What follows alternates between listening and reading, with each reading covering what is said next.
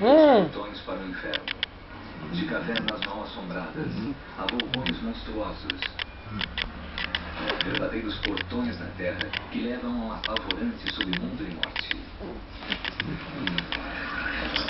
Esses misteriosos locais têm gerado visões do pós-morte há milhares de anos, revelando relances assustadores do que nos aguarda quando morrermos. Mas o que as visões do submundo têm em comum?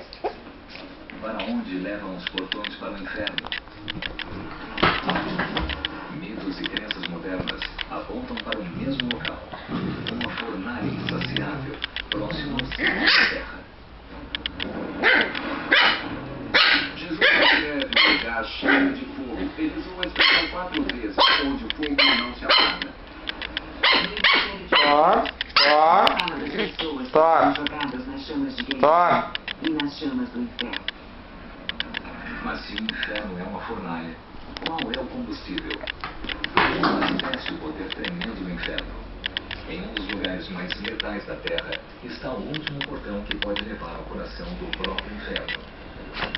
Nas regiões mais remotas e inóspitas da Etiópia, existe um vulcão que, segundo as lendas locais, está ligado à origem do universo e que é tão antigo quanto a própria criação. O vulcão Ertaali é conhecido como o inferno do universo. E quando os nativos falam do vulcão, realmente falam com certa cautela. Eles não gostam de ir lá, pois acham que existem espíritos malignos lá. O Ertaali pode levar à verdadeira fonte do poder do inferno? George Coronis é uma das poucas pessoas que foram à boca do inferno mais temida da Terra. Para chegar lá, ele precisou sobreviver a uma longa caminhada pelo deserto de Danakil, um dos lugares mais baixos e quentes da Terra.